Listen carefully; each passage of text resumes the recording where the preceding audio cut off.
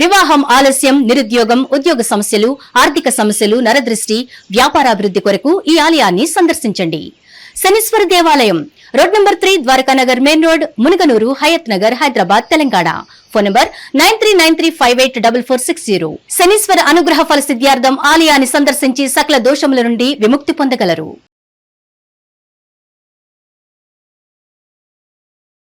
2025కి 26కి జనవరి 1 నుంచే వీళ్ళకి ఎల్నాట్స్ జరుగుతుంది. అంటే this is the year of youth, the year of duality, the year of ego, the year of uncertainties, the year of manifestation. 2026లో ఏంటంటే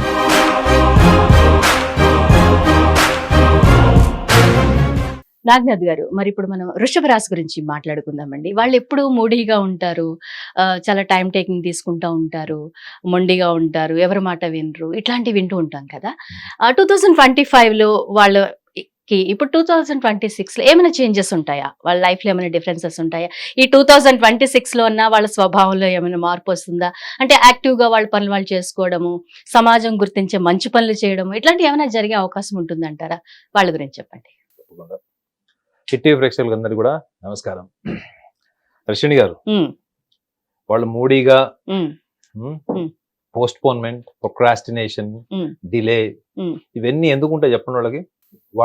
వాళ్ళకి పని రాక్షసులు అని పేరు ఉంటుంది. అంటే ఇది బుక్స్ లో ఉండో లేదో కానీ నేను చెప్తాను. పని రాక్షసులు అంటే అర్థం ఏంటి? వాళ్ళకి మీరు ఎంత పని ఇచ్చినా, వాళ్ళు ఒక వృషభ రాశి వాడు చేసే పని ఇచ్చినా చేస్తారు, నలుగురు పని ఇచ్చినా చేస్తారు, 10 మంది పని తీసుకొచ్చి వాళ్ళు నెత్తిన పెట్టినా చేస్తారు. అంటే గుడ్డి చాకరీ అంటారు కదా, అలా కష్టపడి చేస్తుంటారు. అంటే వాళ్ళు అంటే మీరు వాళ్ళ పర్సనాలిటీ గురించి అడిగారు కాబట్టి ఒక ఇంపార్టెంట్ ఆస్పెక్ట్ చెప్పాలి. ఏంటంటే వాళ్ళకి they don't know how to say no. నాకు నేను ఈ పని చెయ్యను, నా వల్ల కాదు, నేను చెయ్యలేను, ఇప్పటికే నాకు చాలా పని ఉంది, నా పని నేను చేసుకోవాలి, మీ పని మీరు చేసుకోండి అని సూటిగా, అసెప్టివ్గా, బ్లంట్గా చెప్పడం వాళ్ళకి రాదు. కాబట్టి వీళ్ళు చాలా సందర్భాల్లో అవతల వాళ్ళు చెప్పినప్పుడు వాళ్ళ కాన్షియస్ మైండ్ ఏంటంటే ఓకే ఓకే ఓకే వస్తా, రేపు వస్తా, తప్పకుండా చేస్తాను, okay okay okay okay don't worry అండి. ఆ టైంలో వాళ్ళకి మొహమాటం, అవతల వాళ్ళు ఏమని అనుకుంటారేమో అనేటువంటి కొంచెం సానుభూతి, అవతల వాళ్ళని బాధ పెట్టకూడదు అనే మానవత్వం, ఈ మూడు వాళ్ళకి తెలియకుండా వాళ్ళ మనసులోంచి బయటకు వచ్చేస్తుంది. సో ఇది ఎలా అర్థం చేసుకోవాలి? ఇయర్ 2026 వీళ్ళకి 2025 నుంచి 2026కి వస్తే వీళ్ళ స్పీడ్ పెరుగుతుందని అడిగారు. ఈ సంవత్సరం వీళ్ళకి గమనించాలి, వృషభ రాశి వాళ్ళు గమనించాల్సింది ఏంటంటే they must learn to understand this is the year of youthfulness, this is the year of uncertainties, the year of ego, the year of manifestation. So ఇన్ని రకాల ఆలోచనలు, తీవ్రత, అంటే మన జీవితంలో ఊహించనివి చాలా పరిణామాలు, అంటే గొప్పవి జరగచ్చు. మనం ఎందుకు ఏముందిలే ఇది చాలా క్యాజువల్ గా తీసి పడేసేది కూడా మనకి మెడకు చుట్టుకునే అవకాశం ఉంటుంది పరిణామాలు. సో వృషభ రాశి వాళ్ళకి ముఖ్యంగా ఈ సంవత్సరంలో స్టార్టింగ్ లో, ముఖ్యంగా జనవరి టు వాళ్ళకు ఒకవేళ జూన్ వరకు ఒకవేళ ఏమైనా ఇది ఫేవరబుల్ టైం కాదంటే మాత్రం ఖచ్చితంగా వీళ్ళకి ఫిబ్రవరి నుంచి జూన్ వరకు is a very favourable time. So February to June again వాళ్ళకి ఎక్కడి నుంచి వస్తుందంటే మనకి సెప్టెంబర్, అక్టోబర్, ఇవి most favourable months for these people. అయితే ఈ వృషభ రాశి వాళ్ళకి ఒకసారి మనం చూసుకుంటే వాళ్ళకి చతుర్థ భావం, అంటే వాళ్ళ రాశి నుంచి చతుర్థ భావంలో వాళ్ళకి కేతు ఉంటాడు సింహరాశిలో. అట్ ద సేమ్ టైం వాళ్ళకి దశమ భావం అయినటువంటి కుంభరాశిలో వాళ్ళకి రాహు ఉంటాడు, ప్లస్ లాభస్థానం అంటే డిజైర్ హౌస్ ఉంటాడు, దాంట్లో వాళ్ళకి శని ఉంటాడు. ఈ త్రూ అవుట్ ద ఇయర్ వాళ్ళకి ఏంటంటే ఈ మూడు ప్రధాన గ్రహాలు ఏవైతే ఉన్నాయో, రాహు, కేతువు, శని గ్రహము, జనవరి 1 నుంచి డిసెంబర్ 31 వరకు అవి మారవు. ఒక గురు సంచారము మే ఎండింగ్ నుంచి జూన్లో వాళ్ళకి ఇప్పుడు ధనస్థానంలో, వాక్స్థానంలో ఉన్నటువంటి గురువు కర్కాటక రాశిలోకి షిఫ్ట్ అవుతుంది. సో కాబట్టి వీళ్ళు గమనించాల్సింది ఏంటంటే ఈ సంవత్సరంలో వీళ్ళకి యాజ్ అన్ ఎంప్లాయీస్ గా వీళ్ళకి అపారమైనటువంటి అవకాశాలు వస్తాయి. వండర్ఫుల్ ఆపర్చునిటీస్ వస్తాయి ఫ్రమ్ ఫిబ్రవరి. సో ఆపర్చునిటీస్ వస్తాయి, ట్రావెలింగ్ చేసి బయటకు వెళ్ళి ఉద్యోగాలు చేసే అవకాశాలు వస్తాయి. ఎన్నో సంవత్సరాల దాకా, ఎందుకు 2025లో వీళ్ళు కంపెనీలో బాగా పనిచేశారు, కంపెనీ డెవలప్మెంట్ కోసం చాలా కృషి చేశారు, గుర్తింపు రాలేదు అనే ఒక డిసప్పాయింట్మెంట్ వల్ల వీళ్ళు ఒకవేళ 2026 లో కంపెనీ మారదలుచుకున్నారంటే మాత్రం ఆగండి. ఓకే, గుర్తింపు వస్తుంది అంటారా? ఖచ్చితంగా వస్తుంది. సో వృషభ రాశి వాళ్ళకి ముఖ్యంగా year of employment, year of employment అంటే గుర్తింపు. అంటే వీళ్ళు ఎక్కడెక్కడ సంస్థల్లో పనిచేస్తారో ఆ సంస్థ కూడా వీళ్ళు పిల్లర్స్ లాగా అయ్యేటువంటి అవకాశం ఉంటుంది. సో చాలా మంది ఏమనుకుంటారంటే వీళ్ళకి ఇప్పుడు లాభస్థానంలో శని ఉన్నాడు కదా, అందులో దశమాధిపతి కూడా అయ్యాడు, ఆయన భాగ్యాధిపతి కూడా అయ్యాడు. సో కాబట్టి వీళ్ళకి ఈసారి అవకాశాలు రావు, డిలే అయిపోతాయి, పోస్ట్ పోన్ అనేది. అవి ఏ రంగంలో అయితే ఏ ఫీల్డ్స్ లో అయితే అనేది కూడా మనం అనాలిసిస్ చేయొచ్చు.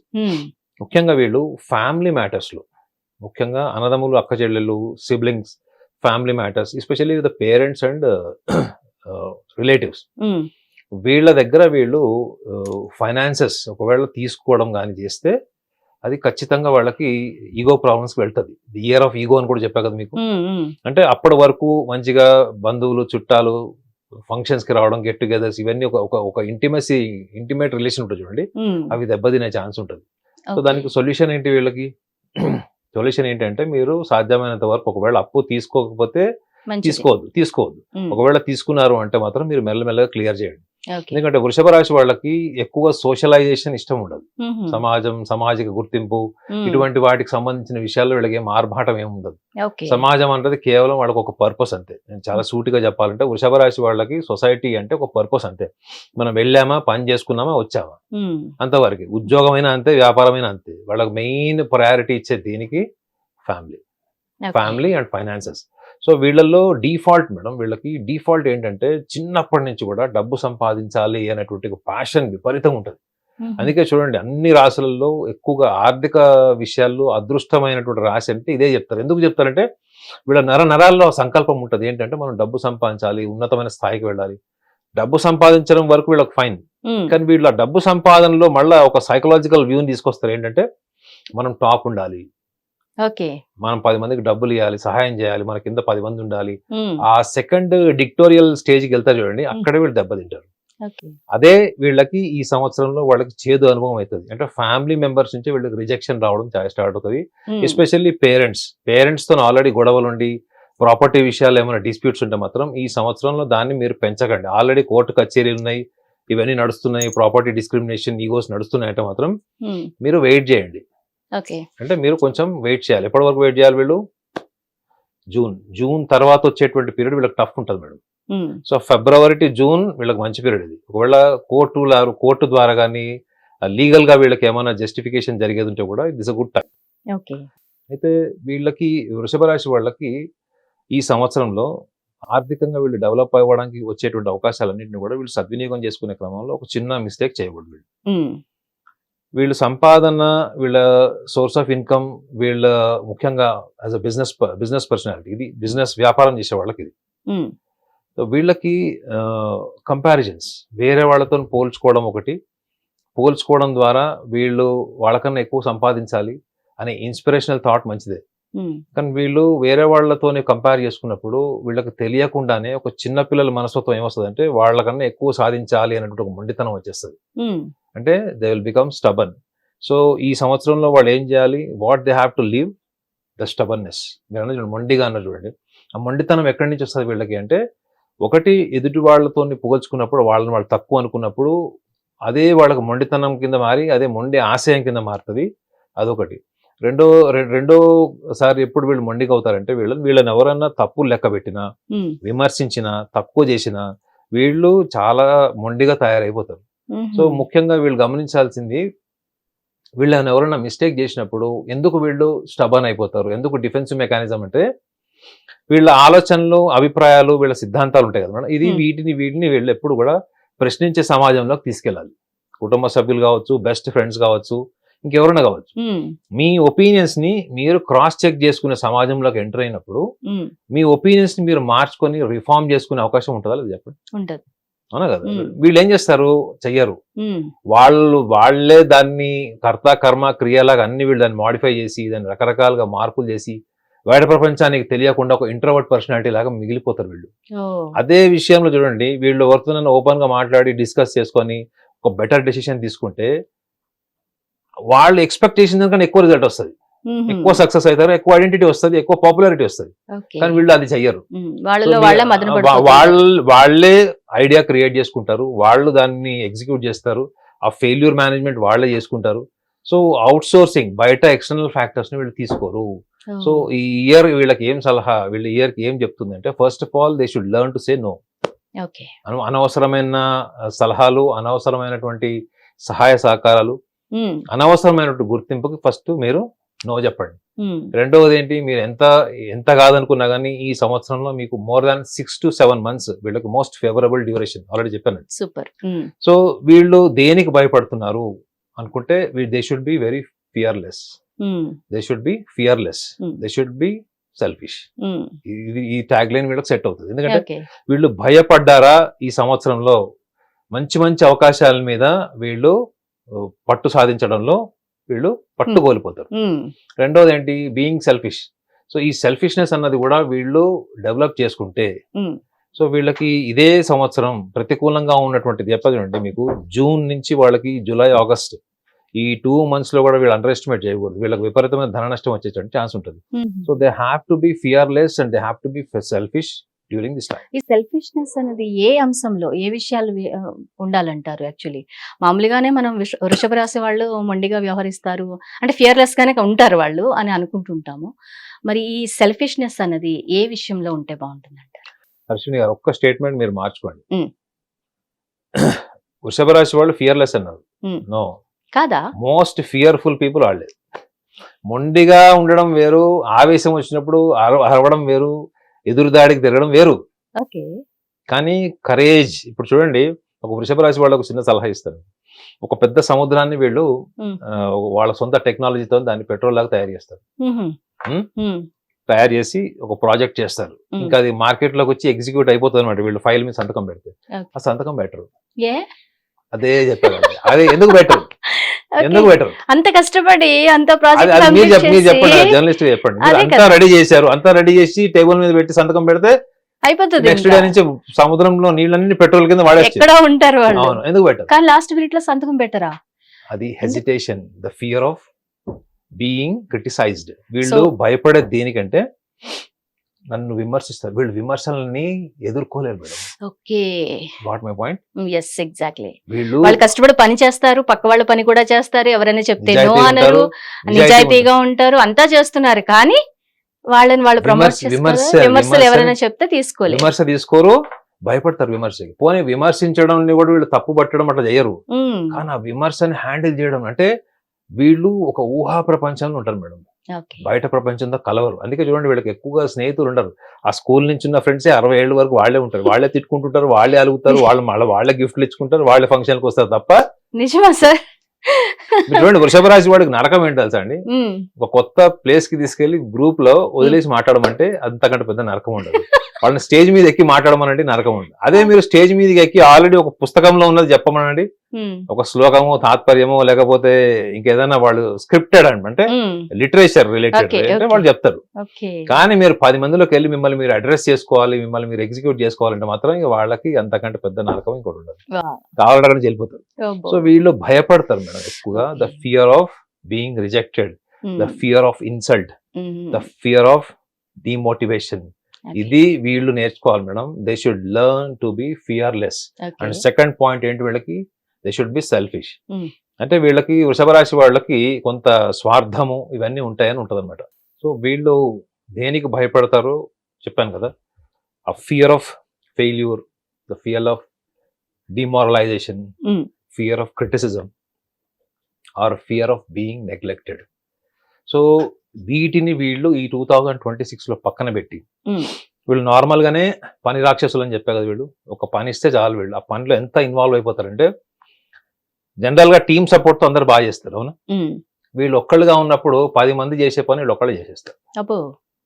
సో ఈ సంవత్సరంలో they should focus more on their work than trying to impress people, trying to create more importance in family or in siblings or else in working place. So ఎక్కువ work మీద, single task మీద focus చేసి, అవసరమైతే మీరు పనిచేసే సంస్థలో మీకు సంబంధించిన టెక్నాలజికల్ బ్యాక్గ్రౌండ్ లో కొత్త కోర్స్ ఏమైనా నేర్చుకోండి. ఇంకా అడ్వాన్స్ టెక్నాలజీ ఏదైనా నేర్చుకోండి తప్ప మనకి 2025లో ప్రమోషన్ రాలేదు, మనకు ఆన్ సైట్ రాలేదు, ఇంకా వేరే అన్నీ మనకు ఇన్సెంటివ్స్ ఆగిపోయినాయి అని చెప్పి మీరు 2026లో మాత్రం ఎట్టి పరిస్థితుల్లో రిస్క్ తీసుకొని ఉద్యోగాలు మానేసి ఇంకో కంపెనీలకు వెళ్ళకండి. వీటి వెనక కారణం కూడా ఏంటంటే the fear of losing their image. వాళ్ళు క్రియేట్ చేసుకున్న ఇమేజ్ ఉంటుందండి, ఆ ఇమేజ్ కి భయం. So they should be fearless, they get everything, they get everything at end. They should be patient, tolerant. Selfishness అనగానే నేను నాది అనే స్వార్థానికి డిఫరెంట్ గా ఒక మీనింగ్ ఉంటుంది. You are being with your self. వీళ్ళకు గొప్ప లక్షణం ఏంటంటే వీళ్ళు ఎప్పుడు వీళ్ళ సెల్ఫ్ తోనే ఉంటారు. చూడండి, వీళ్ళు ఫ్యామిలీ మెంబర్స్ ని, పేరెంట్స్ పక్కన పెడితే వీళ్ళలో వీళ్ళు ఉంటారు ఎప్పుడు. అదే ఉందండి, అంటే వీళ్ళు ఎప్పుడు ఒక మెడిటేటివ్ స్టేట్ లో ఉంటారు. వీళ్ళు అంటే వాళ్ళలో వాళ్ళు ఉండి వాళ్ళు ప్రపంచాన్ని ఒక శ్రోతలాగా చూస్తారు కదా, ప్రపంచాన్ని ఒక శ్రోతలాగా చూస్తారు. ఒక యూనివర్సిటీ ప్రొఫెసర్ స్టూడెంట్స్ ఎట్లా అబ్జర్వ్ చేస్తాడు చెప్పేటప్పుడు, క్లాస్ చెప్పేటప్పుడు, ఒక సైకాలజిస్ట్ ఒక పేషెంట్ ని కానీ క్లయింట్ ని కానీ ఎట్లా అబ్జర్వ్ చేస్తారో అట్లా ప్రపంచాన్ని అబ్జర్వ్ చేస్తారు తప్ప ప్రపంచంతో ఎట్టి పరిస్థితుల్లో ప్రపంచం ఫోర్స్ చేసినట్టు, ఒక సందర్భం వాళ్ళని లాగినట్టు, వాళ్ళ పరిస్థితుల్ని అన్నింటిని పక్కన పెట్టేసి వెళ్ళిపోయేట అయిపోతే వీళ్ళు అసలు కాదు. So they are already with being with their self. Self is something your meditative process. అది అంటే మీలో మీరున్నట్టు. ఈ యొక్క సెల్ఫిష్నెస్ ని నేను ఎందుకు చెప్తున్నాను ఇయర్ అంటే, వీళ్ళు ఈ సంవత్సరంలో అన్సర్టనిటీస్ అన్ని కూడా ఫ్యామిలీ రిలేటెడే ఉంటాయి, more related to the family and siblings. So వీళ్ళు అనవసరంగా వాళ్ళ కోసం వీళ్ళు త్యాగం చేసి లేనిపోనివన్నీ నెత్తినేసుకొని భరించి కుటుంబ సభ్యుల్ని 100 సార్లు క్షమిస్తారు. వాళ్ళు ఎన్ని వెధవ పనులు చేసినా ఎట్లా ఉన్నా తిడతారు, అవసరమైతే ఒక లాగొడు కొడతారు, కానీ వాళ్ళని వదులుకోలేరు. ఈ సంవత్సరం మీరు ఏం చేయాలి? వదిలేయండి. You drop down. లేదు నేను వదలలేను, ఇన్ని సంవత్సరాల నుంచి ఉంది కదా, నేను వదిలేయమన్నది ఏంటి? వాళ్ళని పూర్తిగా కట్ చేయమని కాదు కదా, ఎమోషనల్ గా డిస్కనెక్ట్ అవ్వండి. ఎమోషనల్ గా మీరు ఎక్కడికి వెళ్ళాలి? మీరు చేసే పని మీలోకి వెళ్ళాలి. So you become more emotional to work better, or work for the welfare, or work for the company, or you are into whichever the business you are into. So than working for deliberate relations, than working for deliberate relations. వీళ్ళకి సంతృప్తినిచ్చేది ఏంటి ఈ సంవత్సరంలో? వాళ్ళ life లో personal satisfaction కి employment and business. So దీని మీద వీళ్ళు ఎక్కువగా ఫోకస్ చేయండి. ట్రావెలింగ్ చేయండి. Okay, travelling, even travelling to hill stations, holy places. Main వీళ్ళు హోలీ ప్లేసెస్ వాటికి వెళ్తే మాత్రం hill stations I definitely suggest. Holy places అంటే మీకు రకరకాల ప్లేసెస్ ఉంటాయి, బట్ హిల్ స్టేషన్, సో వీళ్ళకి travelling, hill stations, holy places are highly advised. So వీళ్ళకి ఈ ట్రావెలింగ్ వల్ల ఏమవుతుందంటే వీళ్ళ దృక్పథం, ఆలోచన ఇంకా చాలా విశాలవంతం అవుతుంది. They will become more broader. So లేదనుకుంటారా నేను ఇలానే ఉంటాను, నేను ఎఫర్ట్ చేయను ఈ సంవత్సరం అనుకుంటే మాత్రం ఈ సంవత్సరం చెప్పా కదా 2026 ముఖ్యంగా పోస్ట్ పోన్మెంట్, లేజీనెస్, ప్రొక్రాస్టినేషన్ ఆర్ఎల్స్ డిలే, వీళ్ళకి మాత్రం ఈసారి చుక్క చూపిస్తుంది ఈ సంవత్సరం. అంత టఫ్ ఉంటుంది వీళ్ళకి. సో కాబట్టి నా సూచన కూడా ఏంటంటే you be with your self, you are already being with your self వృషభ రాశి వాళ్ళు. సో కాబట్టి మీరు చేసే పనిని ఎక్కువగా డివైన్ గా భావించండి. Don't try to search the divinity outside, just search the divine within yourself, because you are always there with your self. So ఈ being with your self is selfishness, అంతే తప్ప నేను నాది, నా స్వార్థం అన్నది meaning కాదు. ఇది కొంచెం హయ్యర్ లెవెల్కి వెళ్ళి వాళ్ళు కనుక అర్థం చేసుకుంటే ఈ సంవత్సరంలో వాళ్ళకి ప్రతికూలంగా ఉన్న మాసాలు కూడా వీళ్ళకి అనుకూలంగా మారుతాయి. సూపర్ సూపర్, చాలా యూస్ఫుల్ విషయాలు చెప్పారండి వృషభ రాశి వారికి. Thank you very much. ప్రపంచవ్యాప్తంగా ఉన్న భారతీయులందరికీ, హిట్ టీవీ ప్రేక్షకులందరికీ నూతన సంవత్సర శుభాకాంక్షలు.